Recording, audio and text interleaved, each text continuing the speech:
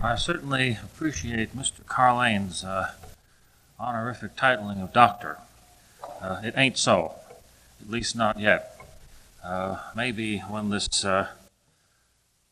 music library grows to the foremost tool of scholarly research in the field of American Scandinavian, in that area of Scandinavian culture, and Augsburg has a large postgraduate school.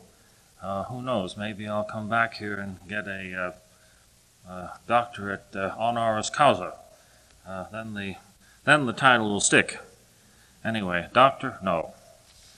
I noticed that the billing here reads Music, Young People, and the Technological Age. It's what I call an excellent umbrella title. It covers a multitude of sins. Essentially, what I would like to do this morning is, in a certain sense, to share with you a few of my own ponderings and experiences over some 25 years spent in a field which has for me involved, as Mr. Carlane said, the academic fringes on the one hand and the commercial practical aspects of music and the arts on the other. I am literally what might be called in today's parlance a communications man. I regard myself as something of a bridge between the people who are working in the scholarly and academic music field and those who are working in the commercial field, particularly, of course, in the field of recording and broadcasting. One is supposed, at least in the popular mind, if one works in the commercial field, to have only commercial things on one's mind. But the fact remains that I have been concerned right from the time I was a freshman at Yale University with what I would call the ethical and the moral aspects of the artist and art in contemporary society. And when I see what has happened in these past 25 years, and particularly within the past 10 years, I ask myself today, if I were a freshman at Yale and felt myself deeply committed to some area of the arts, whether it be painting or poetry or writing the great American novel or music, just exactly what would I make of today's curiously confused picture in the arts? I am speaking, of course, as one who has not grown up in the Midwest, as one who has spent most of his time in the great cities where all the latest avant-garde movements of op art and pop art and aleatoric music and serial music and computer music and all of these subjects are very hot and very fashionable right now. And I think, as I say, that if I were a Yale freshman today and interested in the arts, I would be awfully confused. I can say, as someone who has been working in the field for 25 years and who has always felt, shall we say, to be at least progressive in my attitude, that I'm pretty confused about what's going on right now. I find myself falling back on the words of a composer that some of you may or may not know.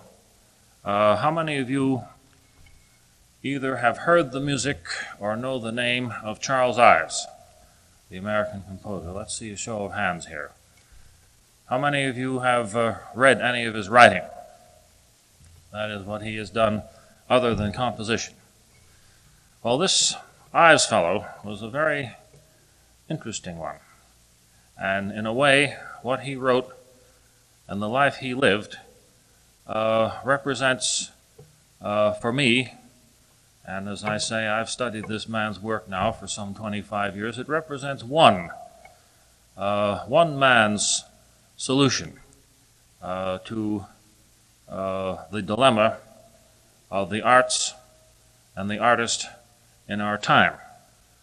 And I go back and I read a book of his, which, by the way, is now currently available in a Norton paperback, called Essays Before a Sonata. Some of you may have heard of a great American piano work called the Conquered Sonata, or it was called actually Sonata for Piano, Concord, Massachusetts, 1840-1860. This was a work 45 minutes long, as they say, a brute of a masterpiece, one of the most difficult works in the literature, and each of the four movements is evocative of the so-called American transcendentalist writers and philosophers of Concord: Emerson, Hawthorne, the Alcotts, and Thoreau. And Ives, in his writing, was particularly influenced by Emerson and Thoreau. I say this because, like any good preacher, I have a text. And the text in this instance comes from a letter that Ives wrote to a friend, and it is very much in the spirit of Emersonian transcendentalism. It happened that Ives did not make his living as a musician. He didn't want to make his living as a musician, that is, as a composer, because he felt that if he had to make his living as a composer, he wouldn't be able to write the way he wanted. In his younger days, he did play Sunday church organ on the side, but that was simply to supplement the very meager earnings that he was making at that time as an insurance agent. The fact of the matter is that Mr. Ives, while he was busy becoming the founding father of contemporary American music around 1910 or so, was also becoming perhaps the most brilliant insurance man of his age. So from the point of view of making a living, Mr. Ives was a millionaire insurance man. I might divert from the straight and narrow for one moment and just say by the by that Ives's house is only about 15 minutes drive from where I live in Connecticut. And I make a pilgrimage there just about 4 times a year just to see the place. But let me go to what Mr. Ives said when he wrote a friend about how, answering the question, well, how do you manage to compose and how do you manage to do the way you do in business and still stay in one piece and remain a whole human being? And Mr. Ives said this. He said, "The fabric of existence weaves itself whole. You cannot take art and put it off in a corner and hope for it to have vitality and substance. My life in music helped my business, and my life in business helped my music." This is quite a stand for anybody to take, and I might say a very brave one. I think that Ives sensed, even from the very beginning, when he graduated from Yale University in the 1890s, the crisis that has come upon us in our time, in the sense that the role of the creative artist in society would become more and more confused in the mind of the public.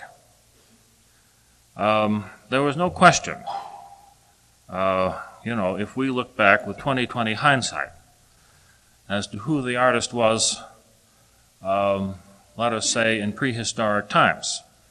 Undoubtedly, the artists who painted those hunting scenes on the caves of Lascaux in France were priests or shamans. And there seems, at least to my mind, very little doubt that for many, many centuries, art had primarily, well, I won't say it had primarily, but there was a very close alliance between art and religion. Of course, there is also, in creative art, the element of play.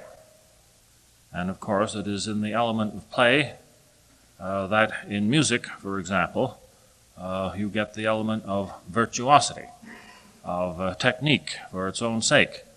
The performing artist as athlete, if you will. And of course, in the realm of poetry, we all know the very complicated verse techniques that have come down to us from the most ancient civilized times, beginning with the Greek poets and the Latin poets, and of course working on down. If you want to see virtuosity, you won't find anybody better than John Donne.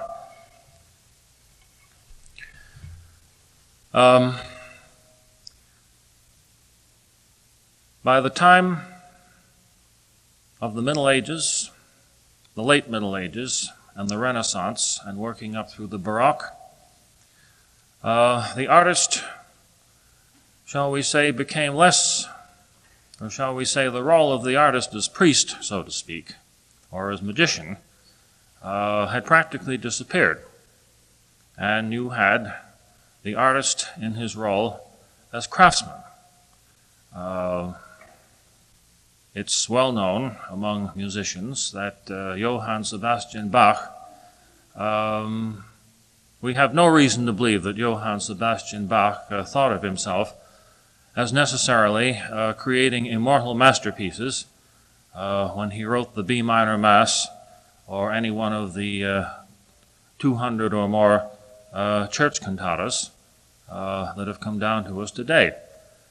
He was merely doing this commission or that commission, doing the cantata that was required for the service for the third Sunday in Advent. And in one sense, that is on the level of craftsmanship, it was just another job. In another deeper sense, since he, in effect, put at the beginning or the end of each work the initials SDG, Soli Deo Gloria, to the glory of God alone. It's obvious what the deeper purposes of Bach's work was over and above craftsmanship per se.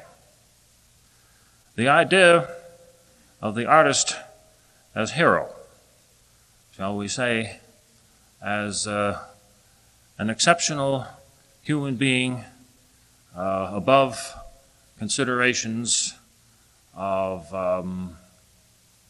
shall we say, the demands of princes, of states, of municipalities. This, of course, is largely a notion that developed in the last century with the Romantic Age, and of course the prime example of that in his own living and in his own action, whether you like it or not, was one Richard Wagner. In our own time, we have a curious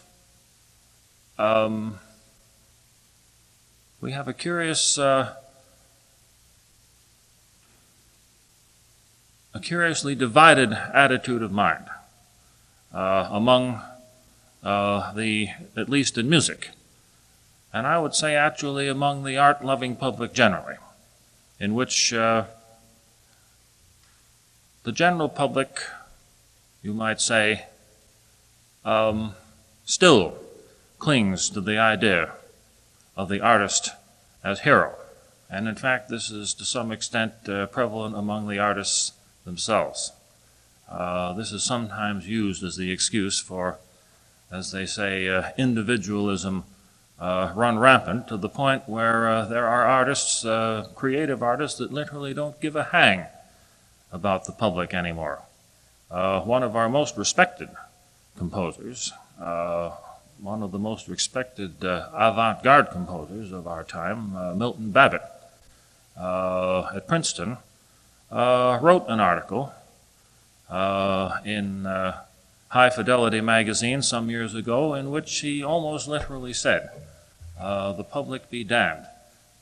We go our way, and if the public cares to catch up with us, well, you know, that's their business. It doesn't concern me in the least.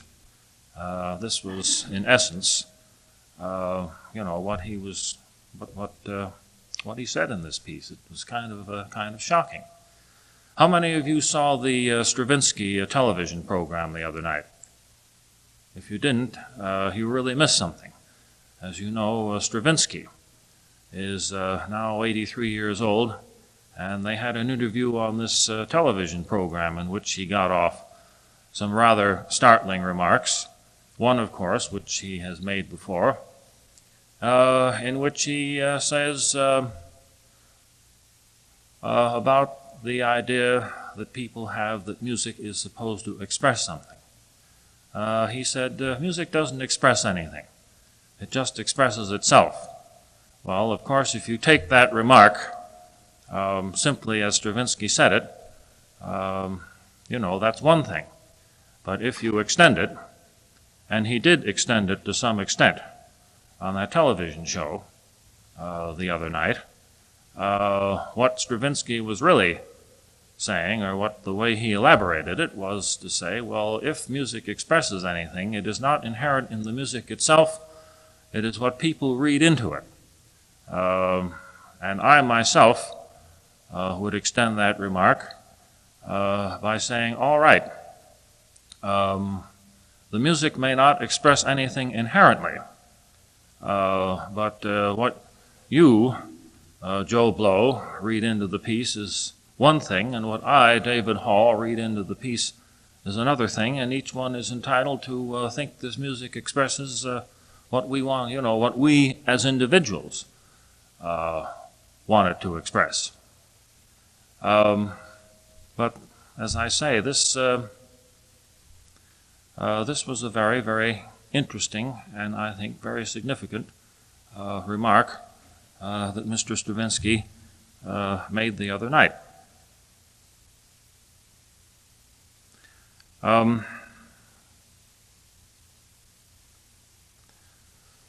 What I really want to get down to cases with, as long as we're sticking, or as we say, circling around this business of art as related to ethics and, you might say, even religion, is I would like to state as my own view that perhaps a great deal of the confusion that exists among creative artists and among the public today exists simply because in the state of social and technological transition that we find ourselves now,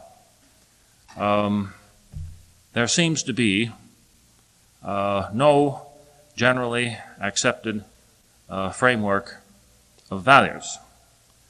And it is my contention that a vital and a living artistic expression in which there is genuine communication between the artist and a public must necessarily be founded upon a generally accepted framework of values.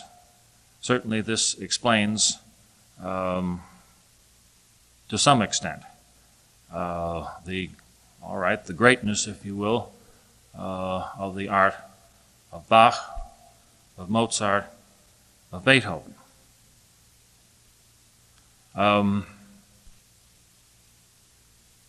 Because we have, at this time, in the development of modern civilization, a situation where you have a pluralism of values. So you have an enormous pluralism of artistic manifestation. In music, it has reached the point, you might say, of extreme polarity,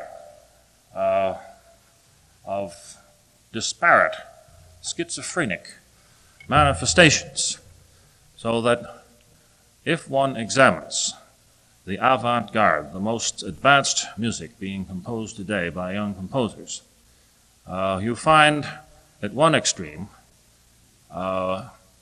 music that is completely predetermined, you might say practically composed by computer.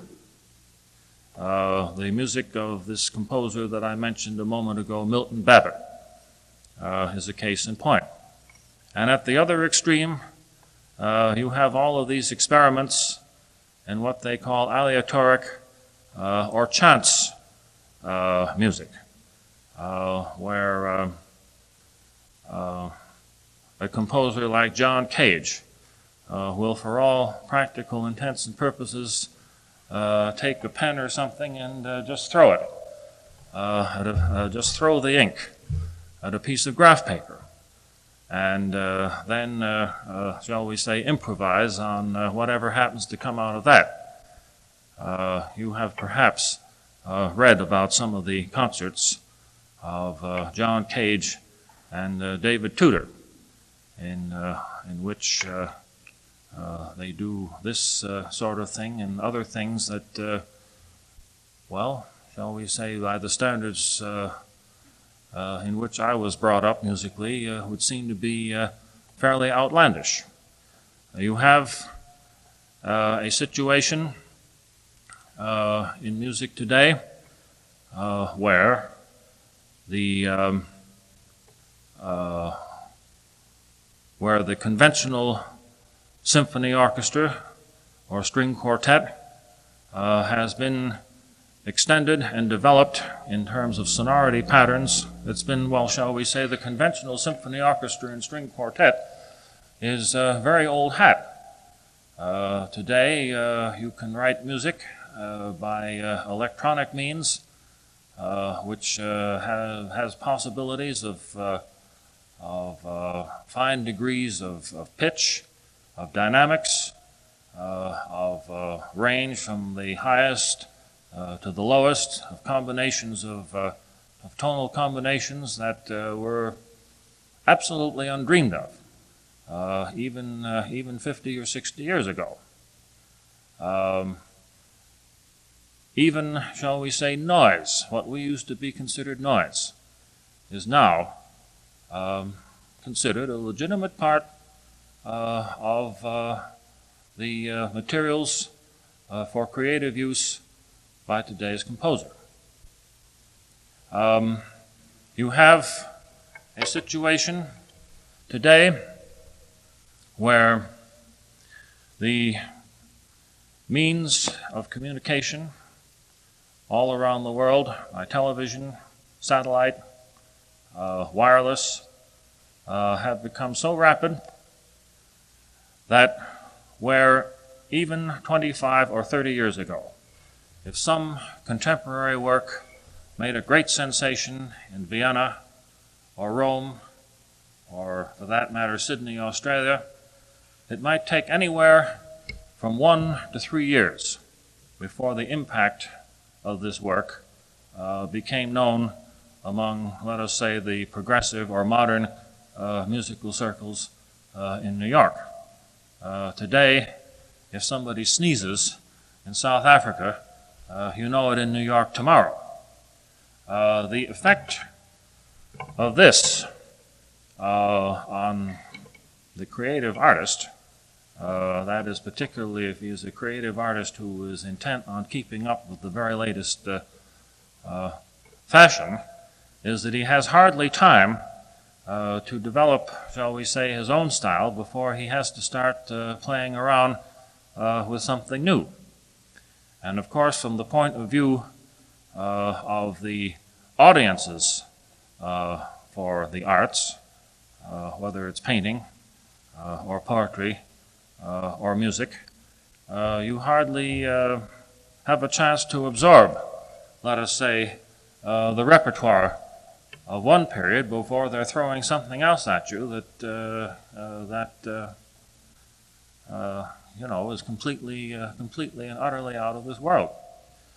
I have, in my own field of recording, where I am deeply involved in the documentation of contemporary American music, I find myself vastly irritated in my work for composers recording because here I am under great pressure to produce on records the very latest manifestations of, let us say, 3 or 4 young composers who have won this year's Young Composers Award of the American Academy of Arts and Letters.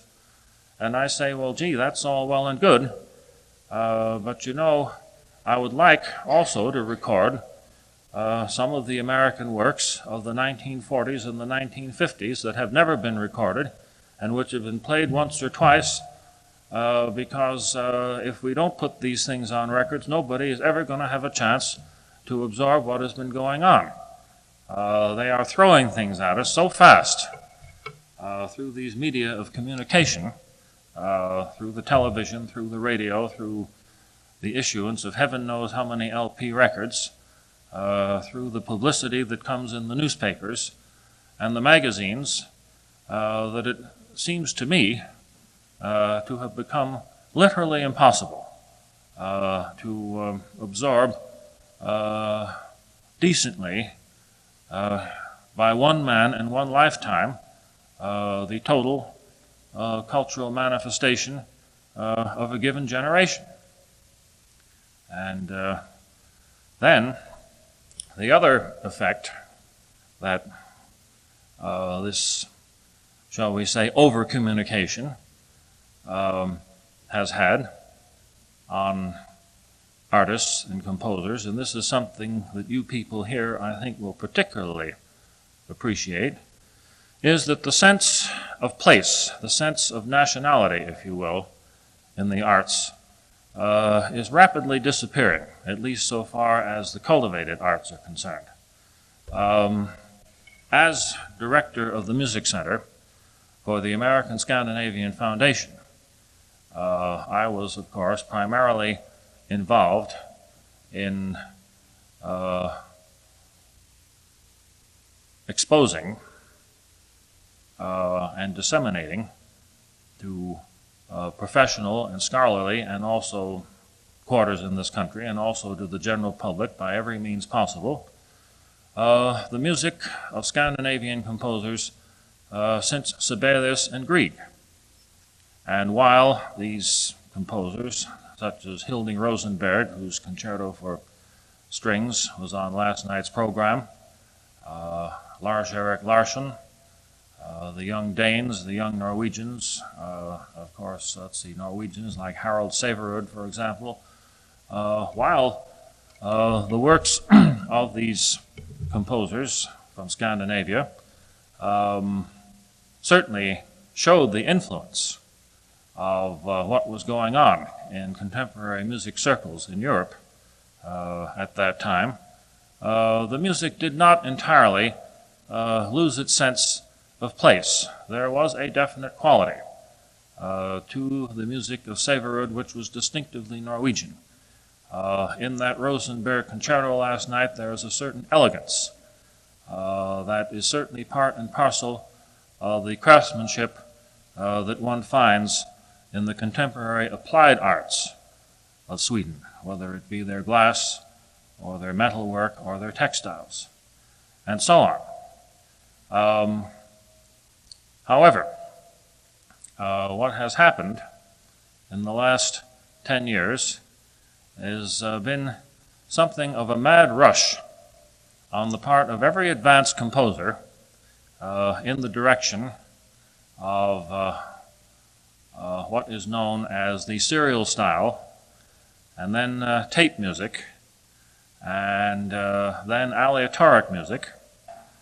And as I go through a great deal of the new music that comes, let us say, from Sweden, from Finland, from Argentina, from the USA, from Japan, if you took all these pieces and played them one right after the other, you would never in your life be able to place these things. They all, they might, and stylistically at least, all be, you could almost say that they were, could have been composed by the same person.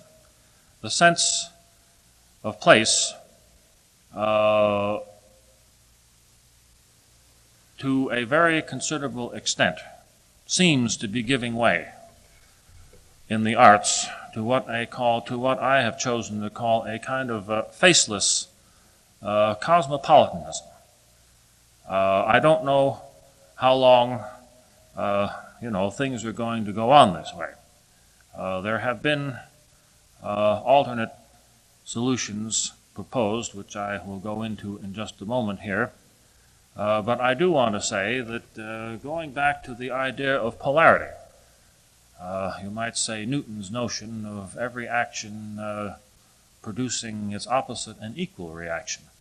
In a certain sense, the polar reaction to this extreme cosmopolitanism of avant-garde music today has found its reaction mostly right among the young people here in the United States, and I might say pretty much all over the world, and that is, of course, the great folk music boom.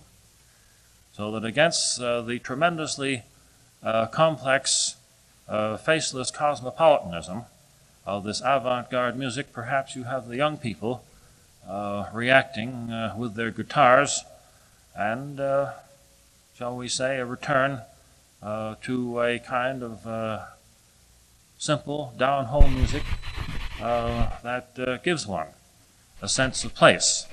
That's just one man's personal, shall we say, personal theory in this matter.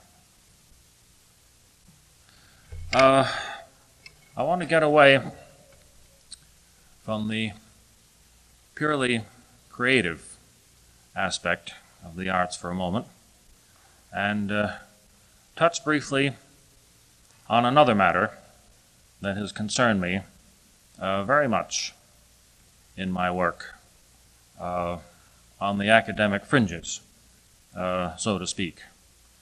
One of the small chores that I do every year is connected with the School of Music at Yale University. I happen to be a member of the advisory committee, which each year discusses the development of the school, the curriculum, the work of the faculty, and makes various recommendations and criticisms to the Yale administration and to the corporation.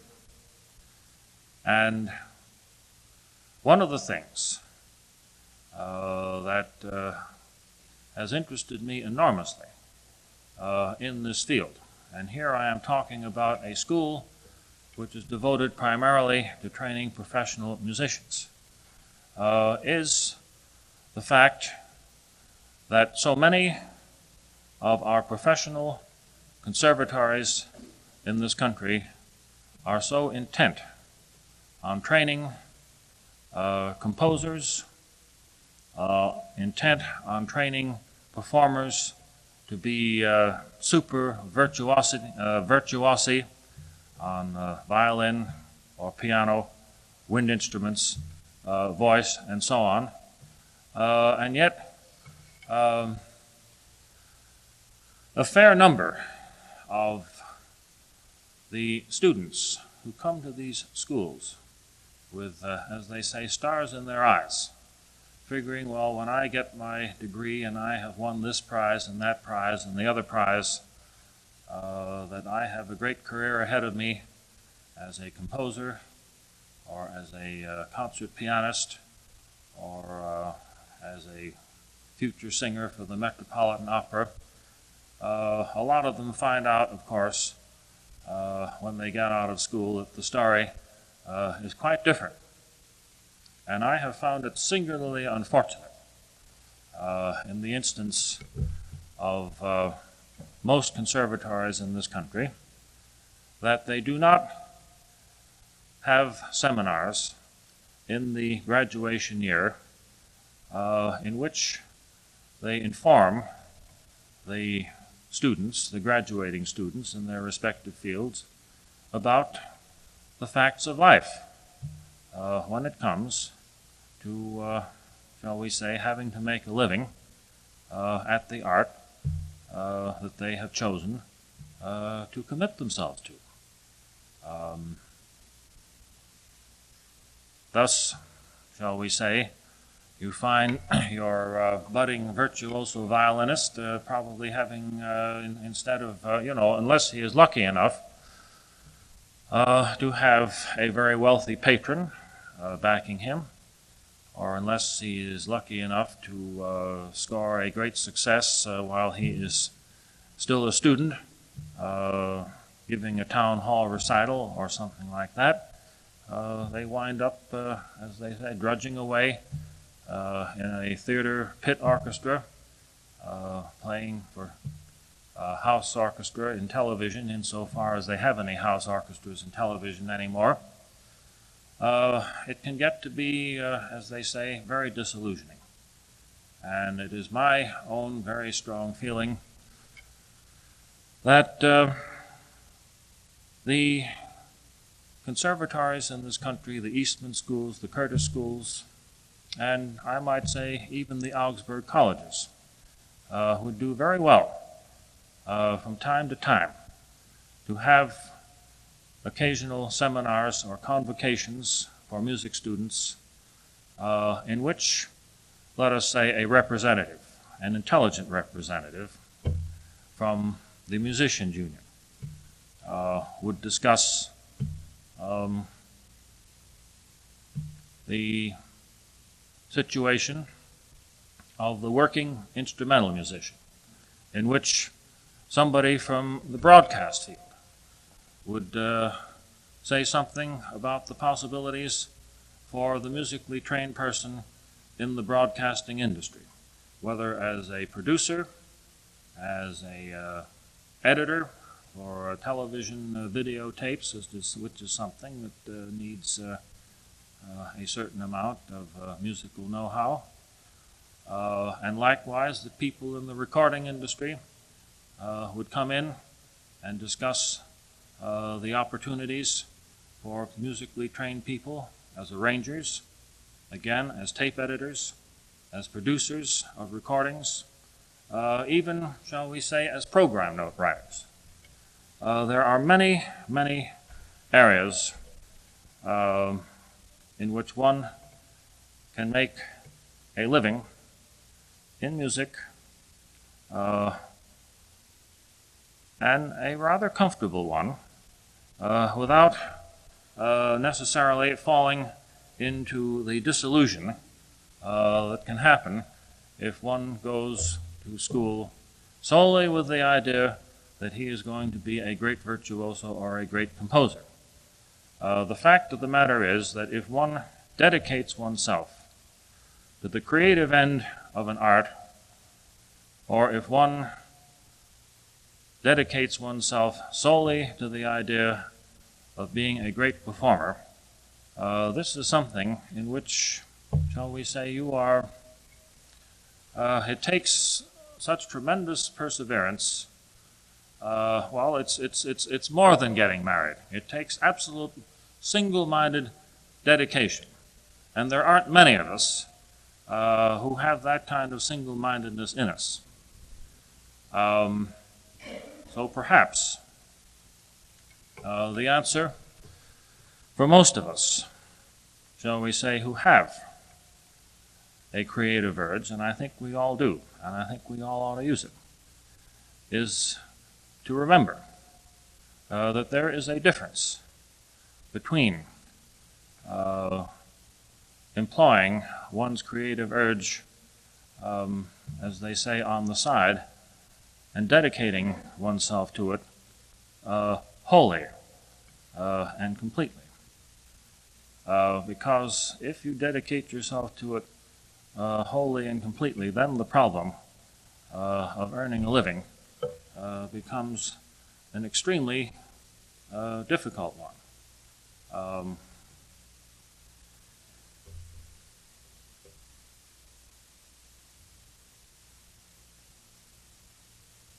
We know, of course, that the opportunities for today's composers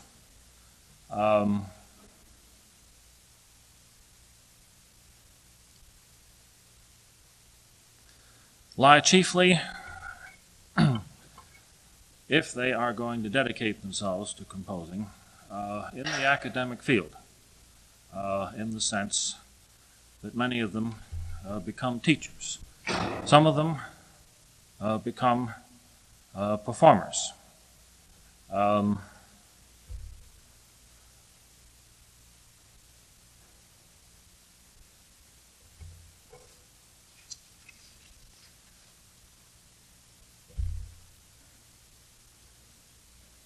And of course, I'm sorry, I lost my place in my notes here for the moment.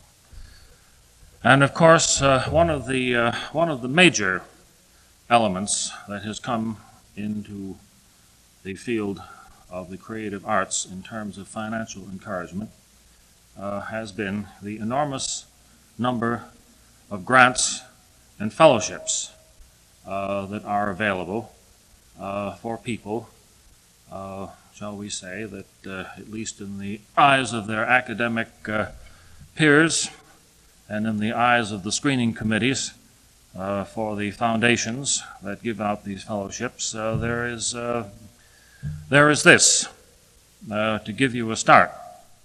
But of course, as you cannot play this fellowship and grantmanship game indefinitely. You can carry it on for a certain amount of time, but then, as I say, as a composer, you usually wind up on the academic staff of an institution as a teacher, or if you have more than the teaching arrow in your quiver, you become, or you are, shall we say, a competent performer, and if you make a real reputation as a composer, you wind up going out and touring and conducting your own works. In fact, of course, many of the more successful composers make the greater part of their living at it, as witness Aaron Copland and, of course, Igor Stravinsky. Of course, the case of Stravinsky was a very interesting one insofar as he lost the greater part of his fortune as the result of the revolution in Russia, and when the Diaghilev ballet disintegrated, he became more and more a performer, both as pianist and conductor of his own work. And until, let us say, 15 or 20 years ago, this was really the way that Mr. Stravinsky made his living, because his most famous works, The Firebird, Petrushka, and The Rite of Spring, either the copyrights had run out on them or they were copyrighted in Russia, and so he wasn't able to make any substantial income from the performances of his most popular works. Of course, another way he got around that particular problem was to make new arrangements of them and recopy, and recopyright them.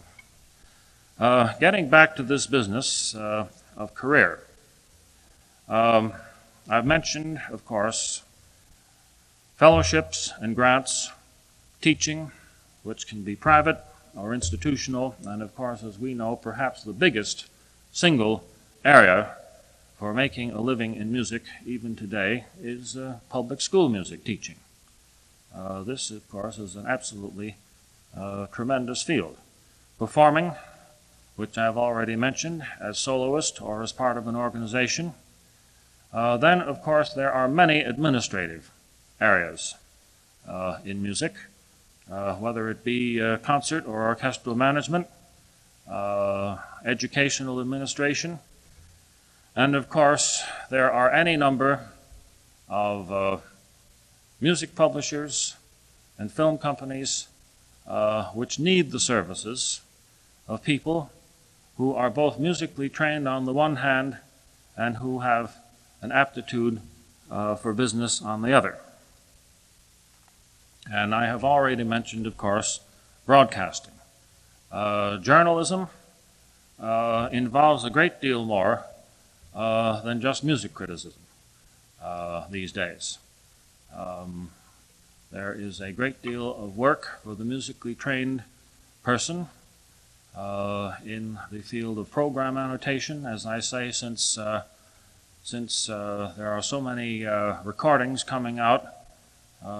Somebody has to write the program notes for the 200 or 300 LP records of concert music that come out every single month. And of course, there is always publicity work. And I already mentioned, as I say, production work in broadcasting and recording, tape editing, and so on. I just want to check the time here for a moment. I'd like to finish. As I say, these remarks seem, in one sense, somewhat scattered, but I would like to finish by reading you a little piece from one of the Ives essays before a sonata. This is, a matter of fact, part of the epilogue, which I hope, and you'll have to listen carefully because the Ives prose is a little bit on the naughty side, but if you listen carefully, I think that the remarks that I want to read from Ives will, in a sense, pull together some of the seemingly scattered remarks that I have just made. Ives talks here about Conquered, and when he talks about Conquered in this context, he is, of course, referring to the point of view of Emerson. And he talks about, as they say, the easy way and the hard way, and the shortcuts and the way of most resistance, not the way of least resistance. And I'd just like to read you this passage by way of winding up.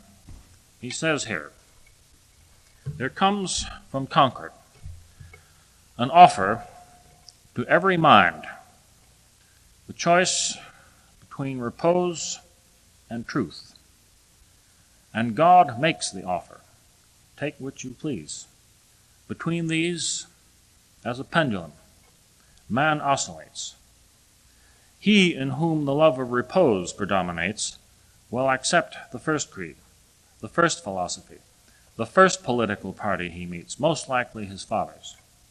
He gets rest, commodity, and reputation. Here is another aspect of art duality, but it is more drastic than ours, as it would eliminate one part or the other. A man may aim as high as Beethoven or as high as Richard Strauss. Let me say that Richard Strauss was the fashionable composer at the time this piece was written. This was about 1918.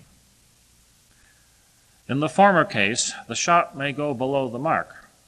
In truth, it has not been reached since that thunderstorm of 1828, and there is little chance that it will be reached by anyone living today, but that matters not. The shot will never rebound and destroy the marksman. But in the latter case, the shot may often hit the mark, but as often rebound and harden, if not destroy, the shooter's heart, even his soul. What matters it, men say?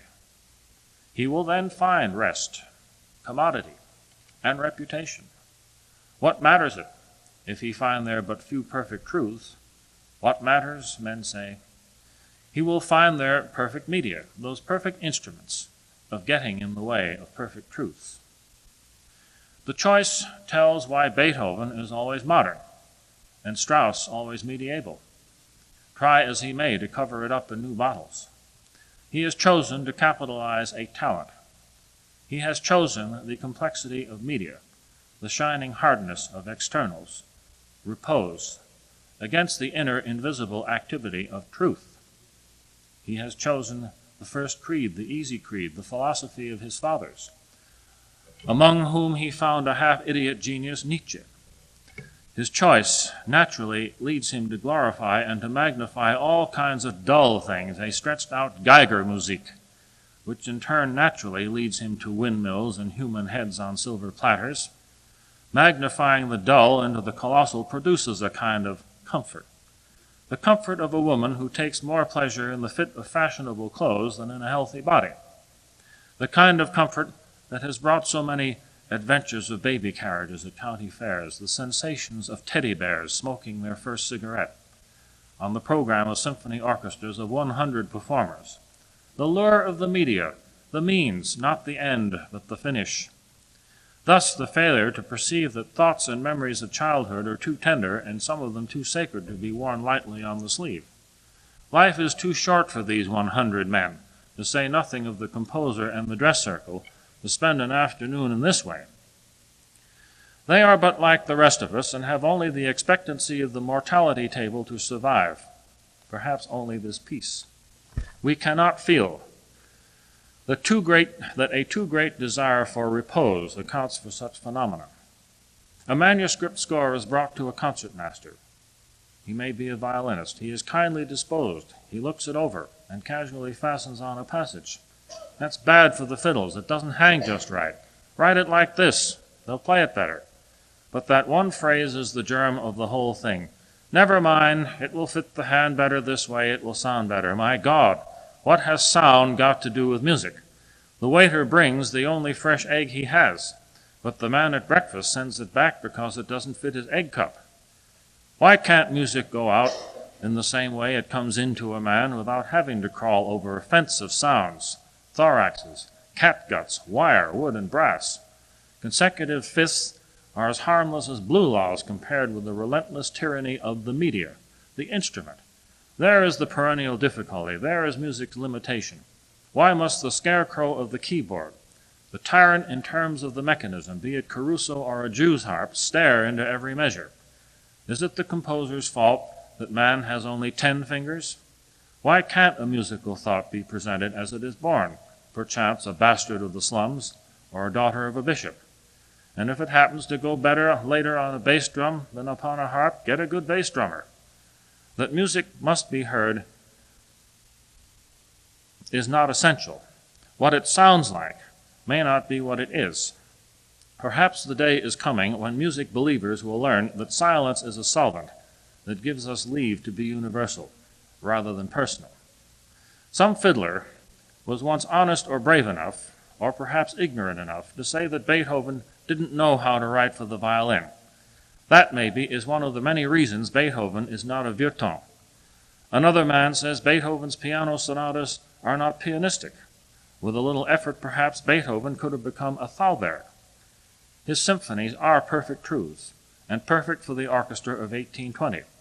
But Mahler could have made them, possibly did make them, we will say, more perfect, as far as their media clothes are concerned. And Beethoven today is big enough to rather like it. He is probably in the same amiable state of mind that the Jesuit priest said God was in when he looked down on the campground and saw the priest sleeping with the congregational chaplain.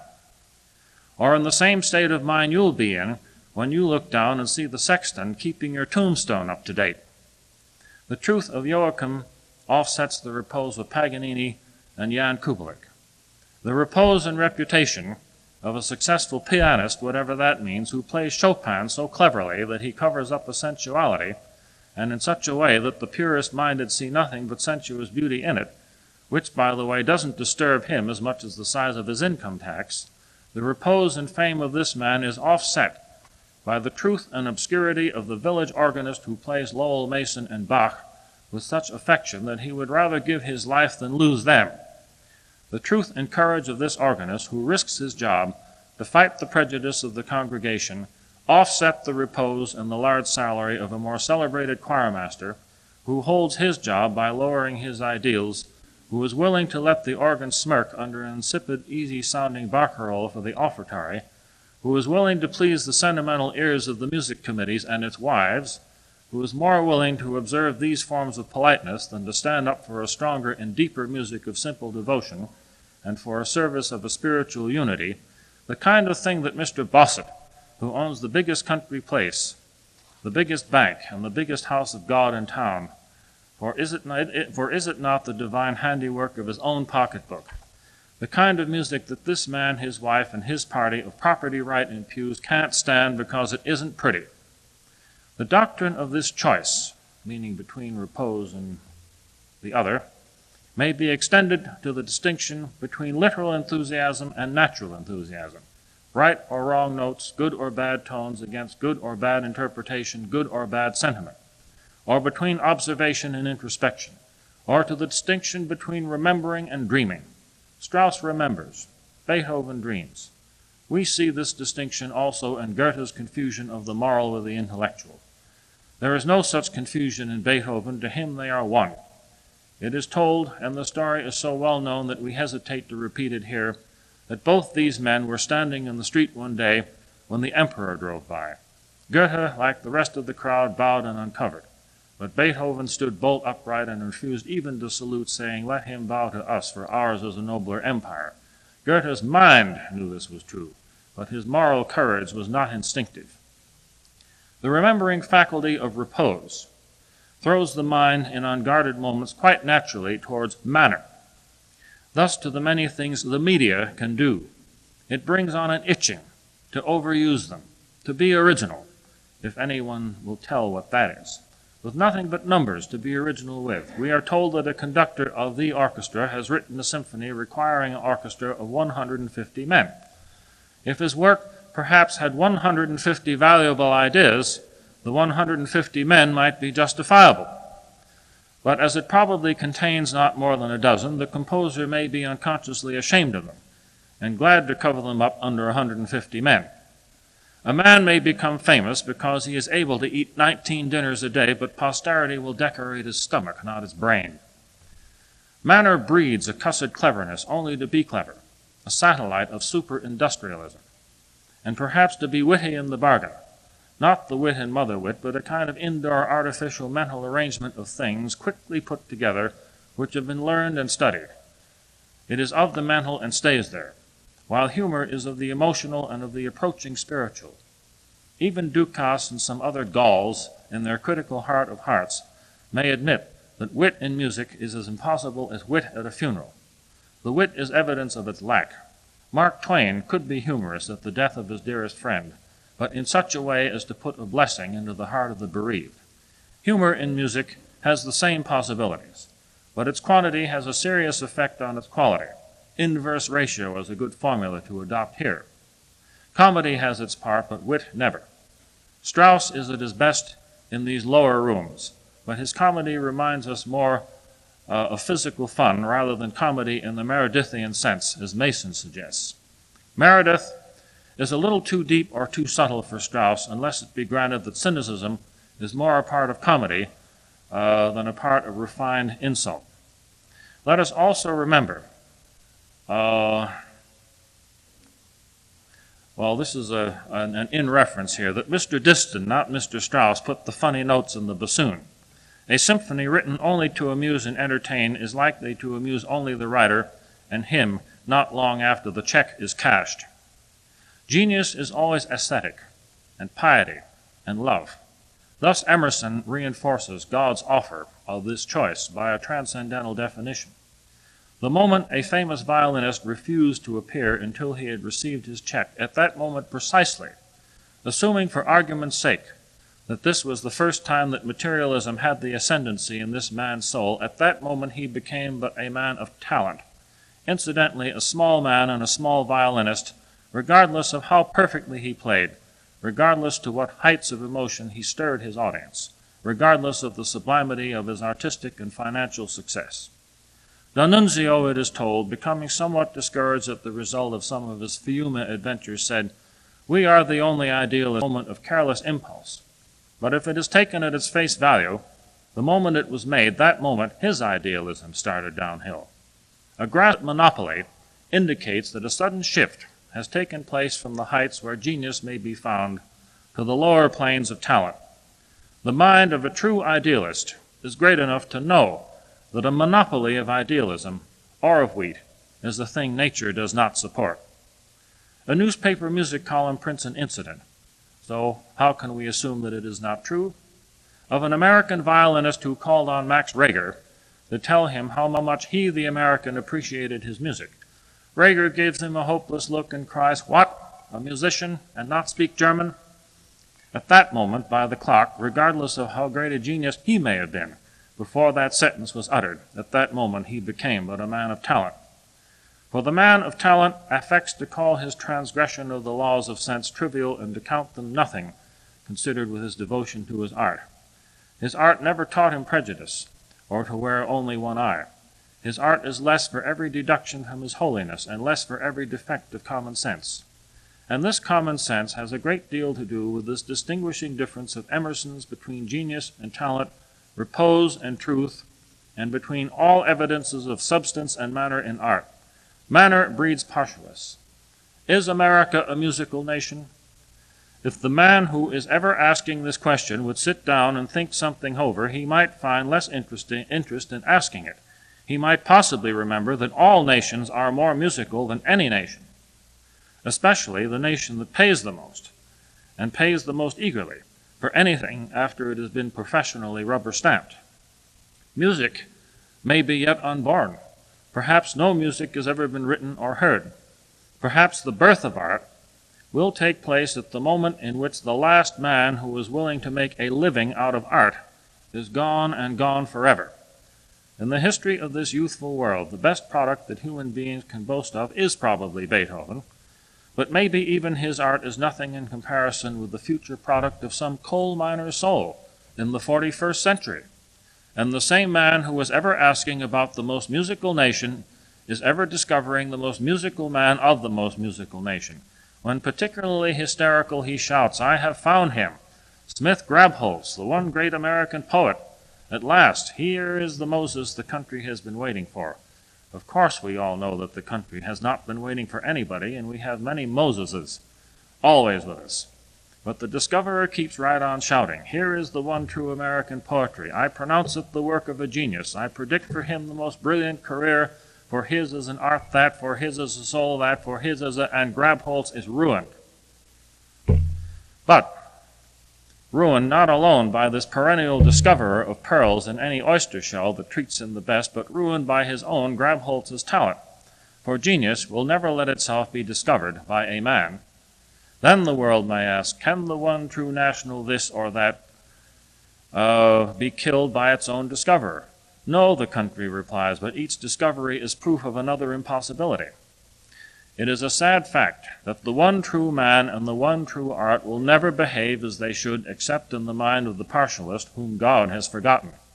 But this matters little to him, the man. His business is good, for it is easy to sell the future in terms of the past. And then there are always some who will buy anything. The individual usually gains if he is willing but to lean on manner. The evidence of this is quite widespread, for if the discoverer happens to be in any other line of business, his sudden discoveries would be just as important to him.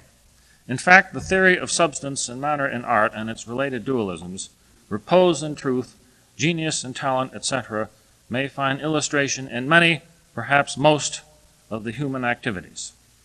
And when examined, the illustration, is quite likely to show how matter is always discovering partisans.